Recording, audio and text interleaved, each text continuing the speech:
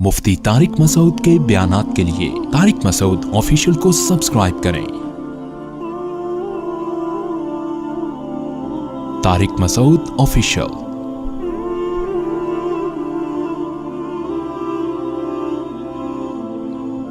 आप सल्लल्लाहु अलैहि वसल्लम जो तमाम मखलूक में सबसे अफजल और बरतर हैं, इस हैसियत से नहीं कि आप अरब थे, इस हैसियत से नहीं कि आप कुरैशी हैं, इस हैसियत से नहीं कि आप इब्राहिम अलैहिस्सलाम की औलाद में हैं, ना ना ना ना ना, इस हैसियत से कि अल्लाह ने सारी दुनिया के सारे इंसानों तक अपना पैगाम पहुंचाने के लिए जो सिलेक्शन की है वो किसकी? मोहम्मद इब्ने अब्दुल्ला सल्लल्लाहु अलैहि वसल्लम की। तो इस हैसियत से अगर अल्लाह के नबी की पैरवी होगी, आपको राजी करेंगे, तो इसमें अल्लाह पहले होगा, नबी बोलो भाई बाद में, क्योंकि इसमें असल मकसद किसको राजी करना है? अल्लाह को। अल्लाह की रिजा के लिए नबी को राजी किया जा रहा है।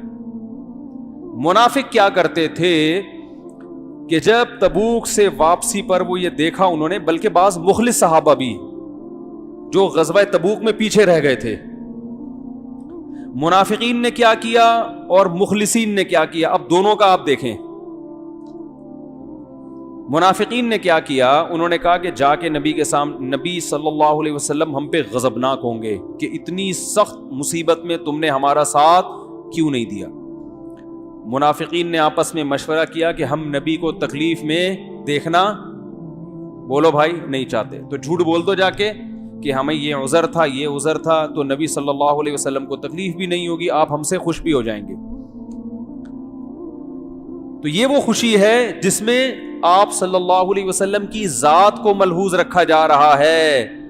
आप सल्लल्लाहु अलैहि वसल्लम को मिन हैसुर रसूल राजी करने की कोशिश नहीं की जा रही, क्योंकि रसूल की हैसियत से आपको राजी करते तो कहते पहले अल्लाह, और अल्लाह झूठ बोलने पर राजी, बोलो भाई, नहीं होता।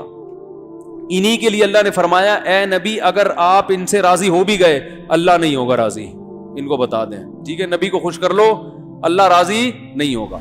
और जो मुखलिस थे, हिलाल इब्ने उमैया, काब इब्ने मालिक, मुरारा इब्ने रबी रजी अल्लाहु अन्हुम, ये तीन सहाबी मुखलिस थे, ये पीछे रह गए। इन्होंने क्या सोचा कि भाई नबी की रिजा बजाते खुद मकसूद नहीं है, वो मकसूद है अल्लाह की वजह से, तो आज हम सच बोलेंगे नबी नाराज हो जाएंगे, लेकिन अगर झूठ बोले तो नबी तो खुश हो जाएंगे लेकिन अल्लाह नाराज। तो इन्होंने साफ साफ आके कहा, जब रसूलुल्लाह सल्लल्लाहु अलैहि वसल्लम ने काब इब्ने मालिक से पूछा, अलम तकुन क़द इब्तअता ज़हरक, ए काब इब्ने मालिक, तुम्हारे पास सवारी नहीं थी तबूक में जाने के लिए? तो उन्होंने क्या फरमाया, या रसूल अल्लाह, सब कुछ मेरे पास मौजूद था, कोई उज़र नहीं, कोई उज़र नहीं पेश कर सकता मैं। आप सल्लल्लाहु अलैहि वसल्लम का चेहरा गुस्से से, बोलो भाई, सुर्ख हो गया। देखो तकलीफ हो रही है ना आप, लेकिन काब इब्ने मालिक क्या सोच रहे हैं, भाई अगर अल्लाह को नाराज करके अल्लाह नाराज हो जाएगा, मैं भी, वो फरमाते हैं कि मुझे इतने लोगों ने वरगलाया कि झूठ बोल दो, कि करीब था कि मैं भी कुछ, भाई नबी की ये तकलीफ तो नहीं देखी जाती थी ना सहाबा से। तो वो क्या कहते हैं, मैंने कहा या रसूल अल्लाह, कोई उज़र मेरे पास नहीं। आपका चेहरा अनवर गुस्से से क्या हो गया, सुर्ख, और आपने फरमाया कुम, उड़ जाओ यहां से। सहाबा के लिए यह जुमला पहाड़ से कम नहीं था, जितना उनको इश्क व मोहब्बत थी ना नबी से, उनके लिए ये जुमला, ये कहना आसान है, जिस पे गुजरी होगी वो जानता है इस जुमले का वजन क्या था। कुम हत्ता यक़ज़ी अल्लाहु फीक। इन बच्चों को कंट्रोल करें भाई, यार मस्जिद के कोई खादिम है ना, ऊपर जाके जरा बच्चे शोर मचा रहे हैं। कुम हत्ता यक़ज़ी अल्लाहु फीक, उठ जाओ यहां से, अल्लाह तुम्हारे बारे में फैसला करेगा। और ये भी नहीं कि वक्ती जज्बातों, आप सल्लल्लाहु अलैहि वसल्लम ने तीनों सहाबा के बारे में हुक्म दिया कोई इनसे बातचीत नहीं करे, इतना सख्त बाइकॉट करवाया कि फरमाते हैं कि हमारे लिए मदीना की गलियां अजनबी हो गई थी। حتیٰ کہ ان کی بیویوں نے بھی نبی سے آ کے پوچھا یا رسول اللہ ہمیں ساتھ رہنے کی اجازت ہے؟ آپ نے فرمایا تم بھی علیحدگی اختیار کر لو. بیویوں کو حکم دیا. 2 صحابی تھے, ان کی بیویوں کو بوڑھے ہونے کی وجہ سے خدمت کی اجازت دے دی. باقی کعب بن مالک جوان تھے, ان کی بیوی کو بھی حکم دیا علیحدگی اختیار کر لو. یہ وہ لوگ تھے جو ہر جنگ میں نبی کے ساتھ شریک رہے ہیں. کیسے ان کے دل میں خیالات آئے ہوں گے کہ یار ہم نے بدر میں بھی ساتھ دیا, ہم نے احد میں بھی ساتھ دیا, ہم نے خندق میں بھی ساتھ دیا. شیطان برغلا سکتا ہے نا, ایک جنگ میں اگر ہم پیچھے رہ گئے تو ہمارے ساتھ معاذ اللہ یہ سلوک ہو رہا ہے. تو کعب بن مالک رضی اللہ تعالی عنہ غزوہ احد میں بھی شریک رہے, غزوہ خندق میں بھی. وہ کہہ سکتے تھے میں سب میں شریک رہا تو میرا ایسا بائیکاٹ کہ مجھے کہا جا رہا ہے مجلس سے اٹھ کے چلے جاؤ. ہم جیسے نالائق ہوتے تو کیا حال ہوتا ہمارا, ذرا ذرا سی بات پہ کیسے ہم لال پیلے ہو جاتے ہیں. وہ چلے گئے اٹھ کے. کیوں؟ اس لیے کہ وہ نبی کی ذات کو نہیں دیکھ رہے. بھائی کسی سے ذاتی جب مسئلہ ہو, کسی سے ذاتی محبت ہو, ذات کا مسئلہ ہو, تو وہ اتنا برداشت بولتے کیوں نہیں کرتے. باس کو برداشت نہیں کرتے لوگ. وہ یہ دیکھ رہے ہیں کہ یہ اللہ کے کیا ہیں, نمائندے ہیں. بھائی جب اللہ کسی بات کا, یہ جو کہہ رہے ہیں نا چلے جاؤ, تو یہ نہیں کہہ رہے. کون کہہ رہا ہے؟ اللہ کہہ رہا ہے. یہاں اکڑ دکھانا, یہ اللہ کے سامنے اکڑ دکھانا ہے جس نے ہمیں پیدا کیا. تو صحابہ جو رسول اللہ صلی اللہ علیہ وسلم کو دیکھتے تھے وہ اس حیثیت سے کہ آپ محمد ابن عبداللہ نہیں ہیں, آپ سید الانبیاء اور رسول اللہ ہیں. تو کتنی قربانیاں, لیکن نبی نے حکم دیا بیوی کو بھی الگ ہو جاؤ. اکیلے فرماتے ہیں کعب بن مالک میں 40 دن اس حال میں رہا ہوں کہ قرآن نے میری کیفیت کو بیان کیا. ضاقت علیہم الارض بما رحبت, زمین اپنی کشادگی کے باوجود کیا ہو گئی؟ تنگ ہو گئی. ایسی زمین ہو گئی. فرماتے ہیں کہ میں سلام کرتا تو کوئی میرے سلام کا جواب نہیں دیتا.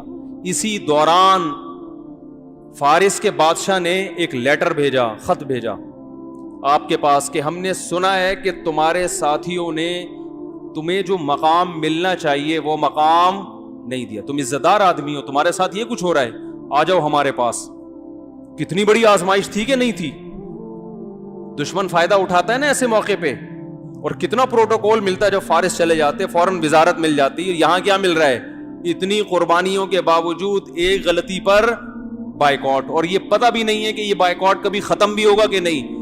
کعب بن مالک کہہ رہے تھے کہ مجھے یہ خوف تھا کہ اس حال میں میری کہیں موت نہ ہو جائے, میری موت اس حال میں ہو کہ نبی صلی اللہ علیہ وسلم مجھ سے ناراض ہو تو میرا بنے گا کیا. تو جیسے ہی وہ خط ملا ہے نا بادشاہ کا, آپ فرماتے ہیں میں نے کہا اللہ نے ایک آزمائش مجھے دی تھی, میں اس میں ناکام ہو گیا, تبوک میں شریک نہیں ہوا, یہ دوسری آزمائش میں بھی کہیں ناکام نہ ہو جاؤں. اسے پھاڑ کے آگ میں پھینک دیا اس خط کو. 40 دن اسی طرح گزرے ہیں کہ پھر آپ صلی اللہ علیہ وسلم نے فجر کی نماز کے بعد صحابہ کی طرف رخ کیا اور فرمایا کہ آپ کا چہرہ جو ہے نا 14ویں کے چاند کی طرح چمک رہا تھا. آپ نے فرمایا کہ کعب بن مالک کو خوشخبری سنا دو اور ان 2 صحابی کو بھی کہ اللہ نے ان کی توبہ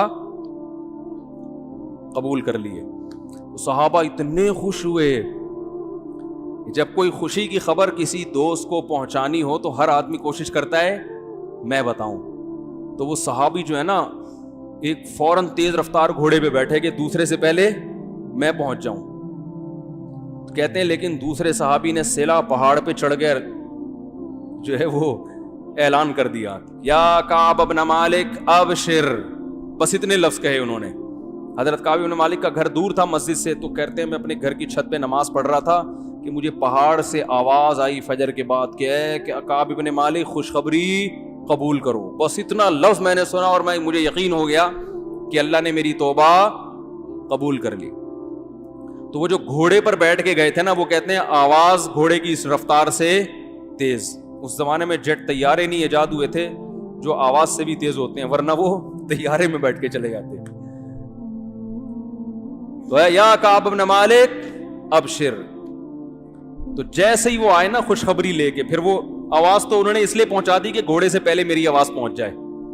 تو جیسے ہی آواز پہنچی ہے تو 2 صحابی نے خوشخبری دی تھی, ایک گھوڑے پہ آئے اور دوسرے وہیں سے اعلان کر کے پھر پیدل آ گئے. انہوں نے کہا جو بات تھی پہنچانی تھی پارسل تو کر دی ہے, اب آرام آرام سے آ جاؤ. جب یہ آئے ہیں تو حضرت کعب بن مالک اتنے خوش تھے, فرماتے ہیں میرے پاس صرف ایک کرتا تھا اور کچھ بھی نہیں تھا, تو میں نے وہی ان کو ہدیہ کر دیا ہے, 2 کرتے یا 1 کرتا, کیونکہ انہوں نے خوشخبری سنائی ہے نا. تو یہ صحابہ کی سنت ہے, انہوں نے کہا خوشخبری دی ہے انہوں نے مجھے, اتنی اچھی خبر ہے تو اچھی خبر پہ کچھ تو ہونا چاہیے نا. تو جب کوئی اچھی خبر دیا کرے نا, کچھ نہ کچھ کوئی خوشخبری سنایا کرے, کچھ گفٹ دے دیا کریں اس کو. تو خیمے میں خیر مسجد میں آیا تو میں نے دیکھا کہ استنار وجہہ کأن وجہہ قطعۃ قمر, آپ کا چہرہ ایسے چمک رہا تھا جیسے چاند کا ٹکڑا. اور بشارت کے الفاظ جو نبی کی زبان سے نکلے اس وقت, یا کعب بن مالک ابشر بخیر یوم مر علیک منذ ولدتک امک. کیا مزہ آیا ہوگا حضرت کعب بن مالک کو یہ سن کے. اے کعب میں تجھے خوشخبری دیتا ہوں ایسے دن کی کہ جب سے تیری ماں نے تجھے جنا ہے ایسا خوشی کا دن آج تک تیری زندگی میں نہیں آیا. ایسے دن کی مبارکباد. ہم مبارکباد دیتے ہیں, بھائی عید کا دن ہے مبارک ہو, آپ کی شادی ہو گئی سمجھ میں نہیں آ رہا مبارک دیں یا کیا, بھی تو بعد میں پتہ چلے گا, آپ کی بچہ پیدا ہو گیا مبارک ہو, ایسا ہی ہوتا ہے نا. یہ الفاظ ہم نے کسی کو کہے ہیں کہ آج ایسا دن ہے کہ جب سے پیدا ہوئے ایسا دن آپ کی خوشی کا آپ کی زندگی میں نہیں آیا, تو ایسی خوشی کے دن کی مبارکباد. تو نبی کے الفاظ کیا ہیں, ابشر بخیر یومن, سب سے بہترین دن, یعنی خوشی کے لحاظ سے. ویسے تو بہترین دن وہ تھا جس دن آپ نے اسلام قبول کیا نا, خوشی جس دن سب سے زیادہ ہو رہی ہے. آپ نے فرمایا جب سے تمہاری ماں نے تمہیں جنا ہے ایسا خوشی کا دن تمہاری زندگی میں نہیں آیا, اس دن کی مبارکباد قبول کرو. تو اب جو میں بتانا چاہ رہا ہوں نا, اتنا لمبا واقعہ میں نے جو کھینچا ہے, آگے سنو جو میں سمجھانا چاہ رہا ہوں کہ اسلام میں سب کچھ کیا ہے, اللہ پیغمبروں کو بھیجتا ہے اپنے انٹروڈکشن کے لیے. اللہ چاہتا ہے سب کس کی طرف آئیں, ففروا الی اللہ, اللہ کی طرف دوڑو. اللہ کے سوا کسی ذات کو مقصود بنا لو گے اللہ کو پسند نہیں ہے. اور یہی نبی صلی اللہ علیہ وسلم نے اپنی امت کا ذہن بنایا, اور قرآن بھی یہی کہتا ہے. تو اب دیکھو کیوں نبی کی ٹریننگ کیسی تھی, صحابہ کو کیسا نبی نے, یہ جو فلسفہ میں آپ کو بتا رہا ہوں یہ رسول اللہ صلی اللہ علیہ وسلم نے صحابہ کو کیسا دماغ میں ان کے اتارا تھا. جب نبی نے یہ خوشخبری سنائی ہے, ابشر بخیر یوم مر علیک منذ ولدتک امک, اے کعب تیری ماں نے جب سے تجھے جنا ہے اس دن سے لے کے آج تک تیری زندگی کا جو سب سے خوشی کا دن ہے اس کی خوشخبری قبول کر, اس کی مبارکباد قبول کر. تو فوراً کعب بن مالک نے کیا کہا ہے, امن کا ام من عند اللہ, یا رسول اللہ یہ خوشخبری آپ اپنی طرف سے دے رہے ہیں یا اللہ کی طرف سے؟ نہیں آ رہی بات, کیونکہ میں نے جو 40 دن ٹینشن اٹھائی ہے یہ کس کے لیے اٹھائی ہے, اللہ کے لیے. کیونکہ میں اگر آپ کو راضی کرنا چاہتا تو جیسے منافقین نے اس وقت گھمائی باتوں کو میں بھی گھما لیتا تو یہ ٹینشن ہوتی نہیں. یہ تو ہم سب کس کے لیے کر رہے ہیں, تو یہ خوشخبری مجھے اس کی جو ہے نا کنفرمیشن چاہیے, مجھے اس کی تسلی چاہیے. حل من کا ام من عند اللہ, یہ جو آپ بشارت دے رہے ہیں آپ نے مجھے معاف کیا ہے یا اللہ نے کیا ہے؟ بھائی دو جہتیں, نبی بھی تو ناراض ہو گئے تھے نا. تو کعب بن مالک کے دل میں خیال آیا بھائی ابھی اللہ نے تو ہو سکتا ہے توبہ قبول نہ کی ہو, اس کے لیے الگ سے. نبی جو ذاتی طور پر بھی تو ناراضی ہوتی ہے نا انسان کو. بھئی آپ صلی اللہ علیہ وسلم جنگ کے کمانڈر ہیں, امیر ہیں, خلیفہ ہیں, اس حیثیت سے بھی تو انسان ناراض ہوتا ہے. تو ہو سکتا ہے اس حیثیت سے آپ ناراض ہوئے ہوں اور آپ اب خوش ہو گئے ہوں. تو جو اصل مسئلہ تھا وہ تو اب بھی کیا ہے, اٹکا ہوا ہے. تو فوراً یہ سوال کرنا, دیکھو ہوتا کیا ہے, نبی صلی اللہ علیہ وسلم یوں فرماتے کہ ابشر بخیر یوم, سب سے بہترین دن کی مبارکباد قبول کرو. آپ فرماتے یا رسول اللہ قبول کی, خوش ہوتے یا رسول اللہ آپ دعا فرمائیں اللہ نے آپ کو راضی کر دیا مجھ سے. اب تھوڑی دیر کے بعد پوچھتے یا رسول اللہ میں ایک اور بات آپ سے پوچھنا چاہتا ہوں کہ آپ تو مجھ سے راضی ہو گئے ہیں, اللہ بھی ہوا ہے کہ نہیں ہوا؟ یہ تھوڑی دیر بعد بھی تو ہو سکتا تھا نا. کعب بن مالک کو نبی نے کیا فرمایا, خوشخبری قبول کرو. تو ایسا لگتا ہے فوراً جب کہا نا من کا من عند اللہ, اس کا مطلب ان کے دماغ میں بس ایک چیز سوار ہو گئی تھی کہ کس کو راضی کرنا ہے, اللہ کو. اس لیے فوراً پوچھا یا رسول اللہ یہ خوشخبری آپ کی طرف سے ہے یا اللہ کی طرف سے؟ نبی نے فوراً جواب, نبی بھی غضبناک نہیں ہوئے.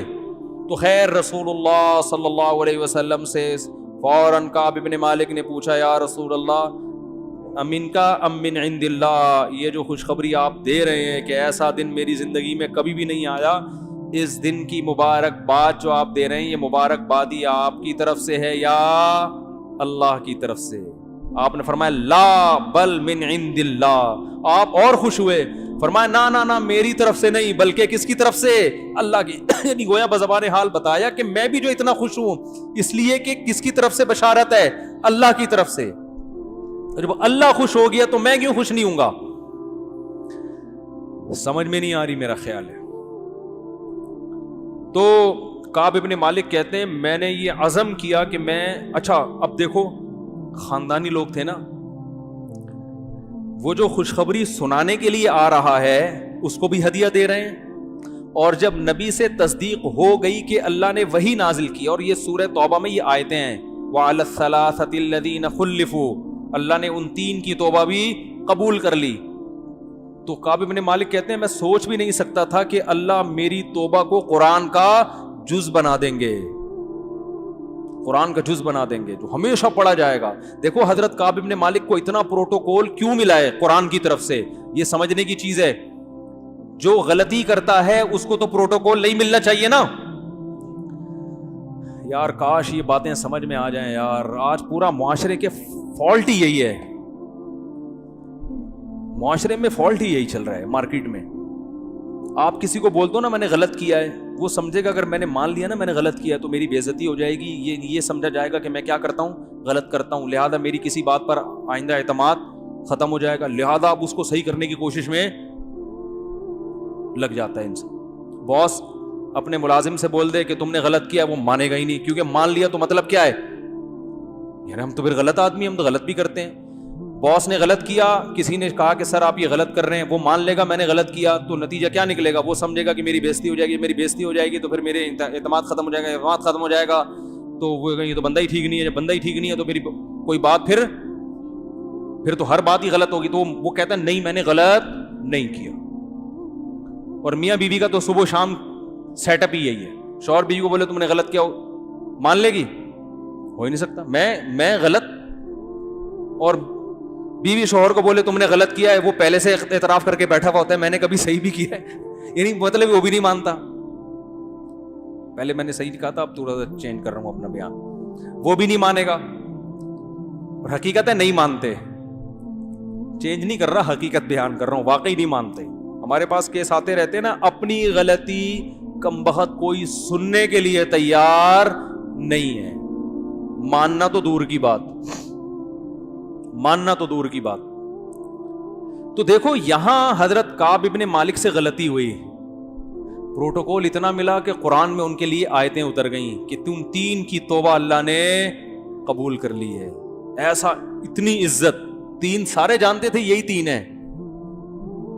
کتنا خوش ہوئیں گے, ہمیشہ تراویح میں قیامت تک ہمارا نام لیا جا, ہمارا تذکرہ ہوتا رہے گا ہمیشہ. کتنا خوش ہوئے ہوں گے وہ.